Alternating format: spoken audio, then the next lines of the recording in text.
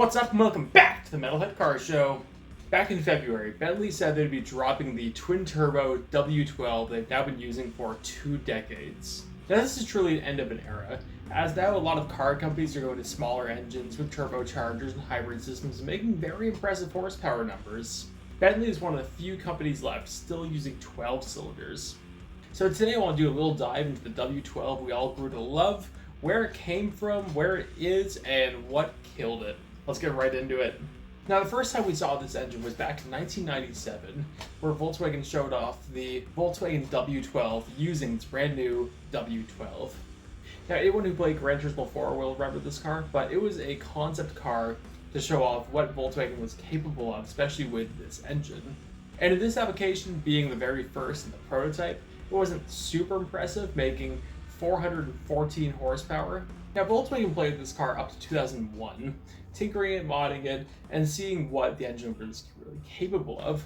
And shortly after that, we got the Volkswagen Phaeton, we got the Audi S8, and we got the Bentley Continental GT.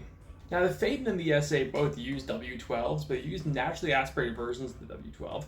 And I think they're making about 440 horsepower, which is pretty respectable considering what it was and when it came out. But the Bentley Continental GT, and shortly after that the Fly Spur, were using a twin-turbo version of it, making 550 horsepower. Which now, hearing a 6-liter W12 and 2 turbochargers on it, making 550 horsepower, may not sound that impressive, but keep in mind this was 20 years ago, so that matched the Ford GT, it wasn't that far off from the Murcielago, and it was more powerful than every V8 Ferrari for a very long time. Now, we'll be focusing on the W12, but I just want to mention it wasn't the only W engine Volkswagen did.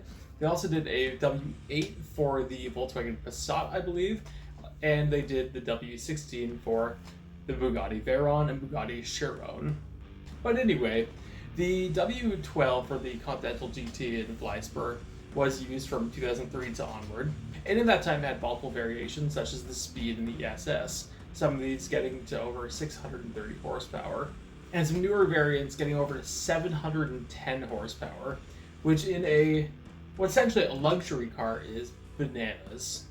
But in 2015, we saw the very first glance of what might be the end of the W12, and that was Bentley bringing out a V8 entry-level option.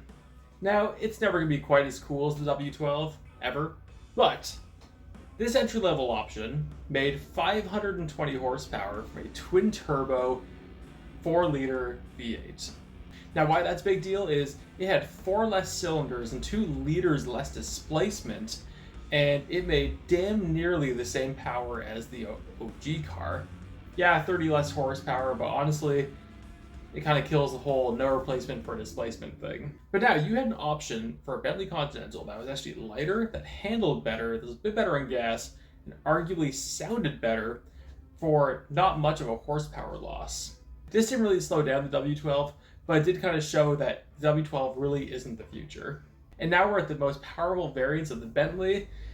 We are going to be seeing the end of the W12 next April.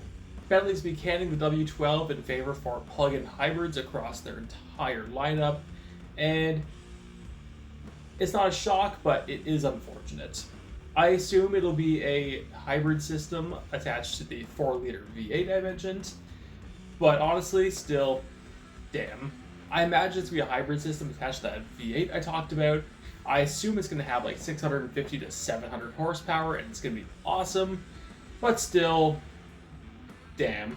And I think we already know what the next step is going to be for the Bentley, and that's going to be full EVs. Now, this has nothing to do with the Bentley's future, but what I find crazy about these cars is you can actually kind of buy these cars.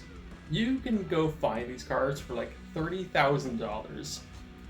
Now, there's a reason they're $30,000. They're going to need a pile of work, and the work is going to be expensive if you can't do it yourself, and all these parts are going to be expensive. But if you can do it, damn, that's a cool $30,000 car. But anyway, back to the point. It's going to be a shame to see this thing go. A kind of an icon in the automotive world, whether we acknowledge it or not.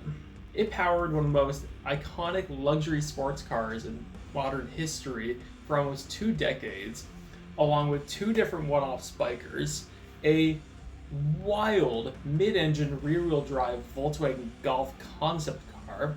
That's be a shame to see it go, but I want to know, what do you think? Are you disappointed that Bentley's dropping the W12? Or have you gotten sick of seeing it because it's been around forever and you're ready for something new? Let me know in the comments. Thank you all so much for watching. Like, subscribe if you enjoyed what you've seen. I post on Tuesday, Friday, and Sunday, and I'll see you later.